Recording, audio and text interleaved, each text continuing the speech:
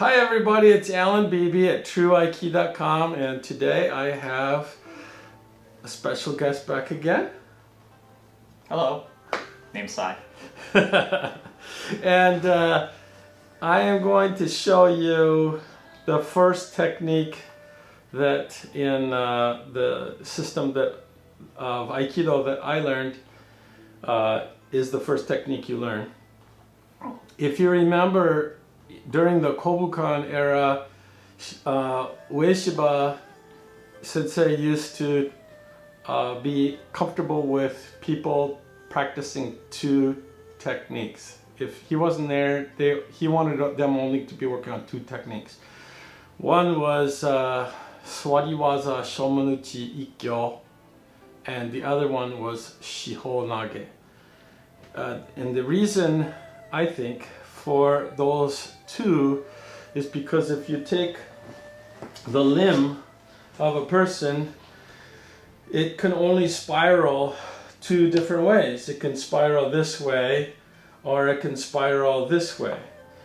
And when I'm not too concerned about spiraling him one way or the other. There's an implication for me.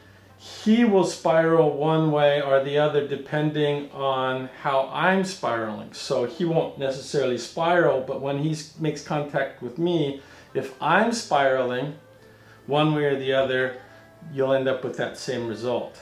And so basically what he's saying is Aiki consists of spiraling, and you have two possible spirals. Practice those two and don't waste your time on some other fancy techniques, because they might not be rooted in Aiki. They might not be rooted in the spiral, and then if you conflate those two, you're not actually teaching Aiki, and that will screw everything up. So the first technique I'm going to show you today is our version of Suwariwaza Shomanuchi Ikkyo Omote. Suwari means to sit, waza is technique, shomen is this area of the head, uchi means to hit, so I'm not cutting. Suwariwaza Shomanuchi Ikkyo or Ikajo is just the first of a list. If you look at O-sensei's curriculum, he numbered things off. If you look at the many Daito-ryu, Mokuroku, they're just numbered off, and so that's a number. And I'm going to do Omote, which is across the front, and Ura, which is in this case to my back. All right. You'll notice my first motion is here, and I'm going to try to turn this as far as I can go, okay, which is actually relaxing. And this hand will come up here. This hand comes to here. And now that's fully torsioned in this direction, okay? And this is fully torsioned in this direction. This is fully torsioned in this direction. All right? Now I'm going to begin to untorsion it. While I'm doing that, I'm going to make another circle that's going this way. All right? So it's going to come like this, and then out like this, where supposedly the cut would happen. Okay, and then there's two basic storylines. If I got blocked this way, this hand could come and back up the sword so that this gets bypassed, and then the blade comes over. The blade comes over anyway, which we do quite a bit when we're doing this kind of thing, this continuance of a cut with the strike. He blocks this strike, and I go ahead and go for same target strike with this side. In this case, his arm gets in the way, and then I twirl around. Anyway, that's the storyline that goes along with that. You can already see when I'm getting up, I'm going to be doing Tandoku Dosa number 1. You'll see me pop into Tandoku Dosa number 2. My foot is going to land right in his groin. If we were doing this for real, it would land right in his groin. And then I'm hitting him like pop pop twice. All these things are landing at the same time. So there's basically 3 things happening at once. It just goes pop pop pop like that. And then I'll pause and talk. So we're talking blah blah blah blah blah, right?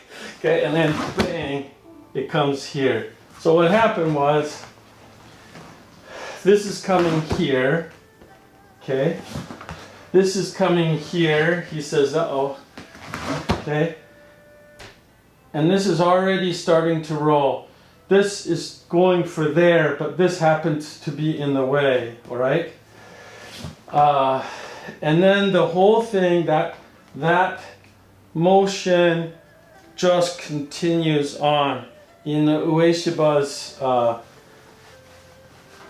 expression, he does a lot of these where you turn something and then you just continue it on in a big circle around. So, bang, okay, and then here it continues on. And what I want you to see is I want boom, the harder Tandoku Dosa, right? So you're going against here, and then unraveling, and then unraveling, and then I get to here, and this is akin to a tenkan, which we'll see later on in the Tandoku Dosa, and I come here, but this has gone this way, and now my hands went from here, okay, so to there, and that knee is straight in. According to our kata, I should be facing this way. I took them the wrong way. Okay, and then into here. All right. Then the next is I do Tandoku Dosa number 2 again. You ready? Mm-hmm. Okay. Just this way. But what I'm doing, because he's attached to me, is his arm.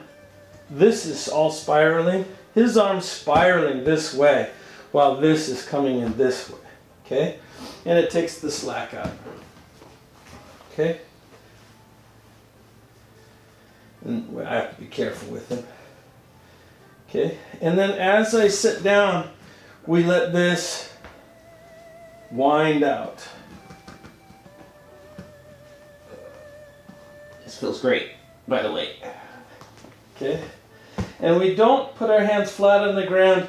You keep your hand around here. Okay? 2 reasons. One is I have a better grip on here. The other is then there's space. So if I need to hyperextend the arm later on, I can. We have all kinds of locks, from crazy practical stuff and crazy stuff. So you know, from soup to nuts. People think of this as a lock, you know. This is horrible as a lock, but it's not really. What I'm doing is I'm pausing so that I can stabilize, so that I can kill him. and I don't want him to think he's about to die because he's going to panic, and that makes it harder for me to kill him. So the thing is to try to get him in a situation where you can control him without him panicking, and then you can dispatch him, without as much trouble. Yeah. Anyway, this is here, see this? Here, this is all following the center. Here, boom, the center's gonna come back, boom, to center, boom, and then it's going like this. It's just shallow, you can't see it. I'm putting all of that spiral and pressure into his arms.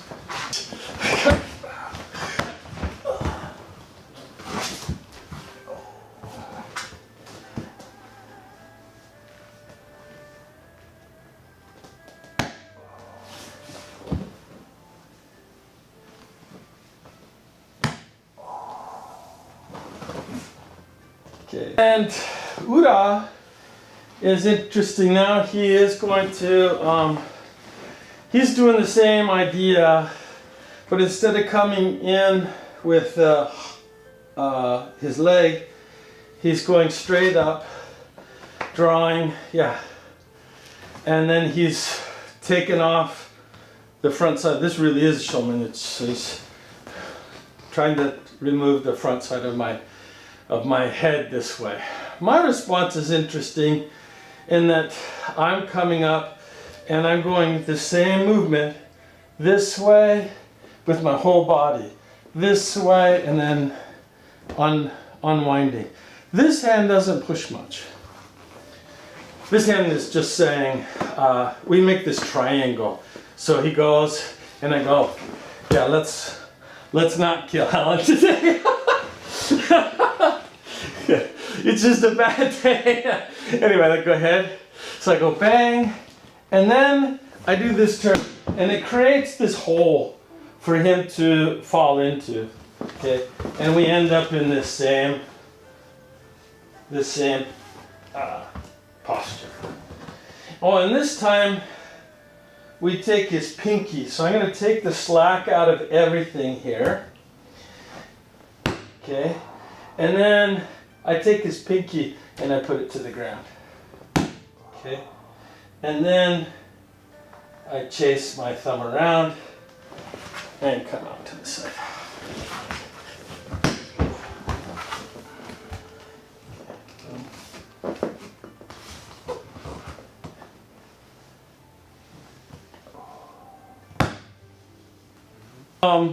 Anyway, so that's Suwari waza, Shomenuchi, Ikkyo, Omote, and Ura. And on one, I have this sort of thing going on, okay? Right? And so you got to circle this way, so you've got coaxial spiral, okay? And on the other one, I'm doing more of a up and down with a turn. So I'm drilling up, drilling down with the turn as well. And one last thing I should mention, in case there's any people out there who wonder about that. So we have this, this rotation this way, right? Which you see, you know, every time I'm doing this, okay? And then we have this rotation this way, okay? Which you see every time I'm doing one of these guys, okay? But what oftentimes gets missed is there's actually a third one, and that's this. There's a rotation that happens this way. And it's different than this, because you can do this and this, we often do this and this at the same time. So you actually end up with three axes of rotation. So, and that's a big one. And it's a big one that people miss quite a bit. And when they don't miss it, including me, tend to screw it up because in order to get things going, they tend to misalign their bodies, you know, and we don't want to do that. That gets driven this way. Okay, Tandoko dosa number 1, Tandoko dosa number 2. Shit, wrong. It's okay. Like I said, that's the way it's supposed to work anyway. I can't see anything anyway. I don't want to pin him to the ground. The idea. Ideal is my hands are Yeah, down the here. idea is you just take him out.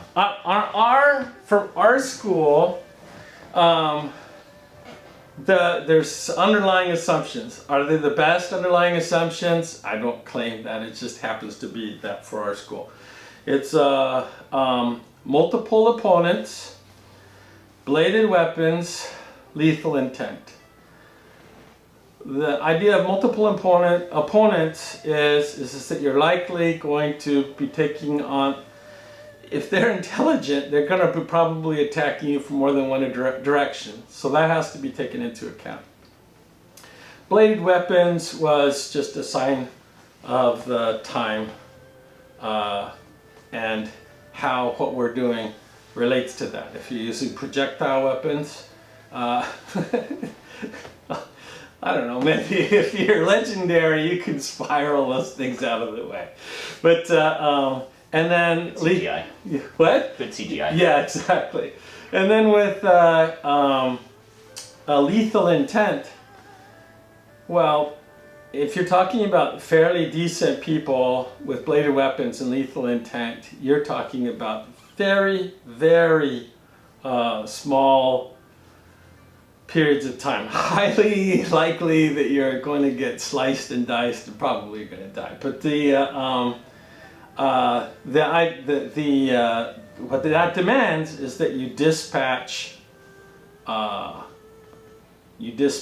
would say, you know, permanently. It doesn't have to be permanently, it just has to be, they have to be not getting back up again after you touch them, because you only had that one chance, and then and being on to the next person, and it has to happen fast. If you know, which is, it's a really high stakes situation, low percentage of likelihood that you're going to survive it, but you train for that, right? You train for the worst and you hope for the best. Anyway, that relates to this, because what I'm doing is I'm initiating, right? And I'm gonna whack him or cut him in a place where hopefully I don't have to deal with that anymore, and I'm backing it up, right? So I'm attacking 3 different ways before I ever get to a pin that isn't even a pin. It's a quasi-control, because it's kind of a retard. It's not a really intelligent way to control him either if I wanted to kill him. So this is more of a training model than anything else. Really, it's a continuation of that same strike. It just keeps going and going. That's true, but it loops around and then I lay it out here. It's the laying it out here on the ground. Oh, that's a little. It's a little silly. That doesn't need to be. There's a whole lot better ways of holding you down. Sure. And so that I can get you there quickly. Like this. When I'm here and you're here, this is one of the best ways of taking care of business. I'm locking him with my legs. At any point in time, I would like to be able to lock him completely with my legs and body. So we usually wedge the person, and you're usually wedging him between the solidity of the ground, so you got your earth, right? Or I wedge them against heaven, which is gravity, and they can't fly. Mm-hmm. And so that I wedge them against that and then do my dirty work. And So, and I try to use parts of my body that I can do that with and leave other parts of my body available because I got multiple guys who are coming at me. So I want to take him out as fast as possible, right? And on to the next guy. As a matter of fact, we can talk about that. Let's get going on our technique though. So Tandoku Dosu number 1, Tandoku Dosu number 2. This is kind of a Tenkan movement. Okay. So here, okay. And you notice I'm still in my triangle. I'm on my toes, although you can't see. Here I'm going to do another Tandoku Dosu number 2. You have to be really careful with this because people, if they're not like me, you just rip my arm off by doing this. But I'm going to step straight up this line and that spirals this really tightly. Okay? Okay. This is one of the first places to do your thing. Also, it's the next place that you're going to move from. So I can move in any of 4 directions in here with him attached. That helps to take care of this also. So if I go ahead and I say, all right, I'm going to set this down, I'm going to walk out of here, this comes over and spirals over and I got a spiral fracture over there. Well, anyway, we're not going to get into that, but I can go in a lot of different directions from here. What I do choose is I say, okay, I'm going to lay it out here, which isn't, this is more training now. You're thinking training model here. But it's the same spiral. This is going this way. Even this, what TDD would this be? Oh, number 1, right? I passed the test. Good job. The coming down part. Yeah, coming down. Oh, the thing you can't feel is when I'm spiraling this, these are coming out and spiraling. Oh, I see. So I got a bunch of backwards. So this is rotating this way. This is rotating this way. This is rotating this way. So basically, I'm winding him against himself. You guys can't feel it, but I can. All over the place. It's kind of a sadistic mind who came up with some of this stuff. And you know, how relevant is it to us today? Probably not very relevant at all. So. You know, take it or leave it. But and you know, is that all high percentage? The kata, no. But very basic movements in there are quite useful, right? And even Ueshiba said himself, you know, I never do the same technique twice. So that's because if you think you're going to do the same technique twice, you just locked yourself into a very, very low percentage situation. So better just surf the moment and do what you think is best. We didn't talk about the back. We didn't talk about breathing. Well, yeah, there's a bunch of stuff. And it gets kind of ridiculous even then. So you cover all this stuff and you train all this stuff, and then when it comes to application, you just forget it. Right? Because if you're thinking about that while you know you're needing to do something, then you're not working 100%. Yeah, you're not working 100%. You're not in the moment. Hopefully your body knows what it's doing. Yeah. Okay. Well, thank you very much. And the next thing, I think, at least video probably will be Tandoku Dosa 4, 5, and 6, where we get into locomotion. So we're doing very similar things, but we're moving across the floor. So 4, 5, and 6 are linear locomotion. 7, 8, 9, and 10 are circular or spiral locomotion.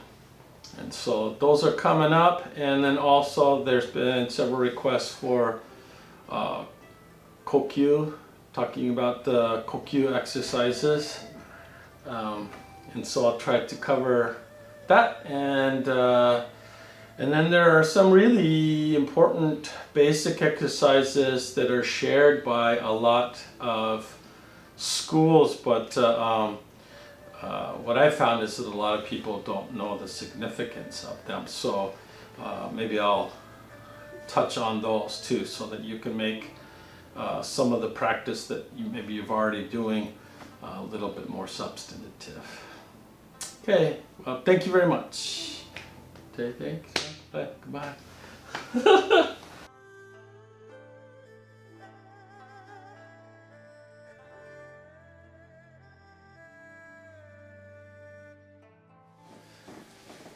All right. Okay, sorry, I bounced off his knee. And the wrong leg anyway. Yes.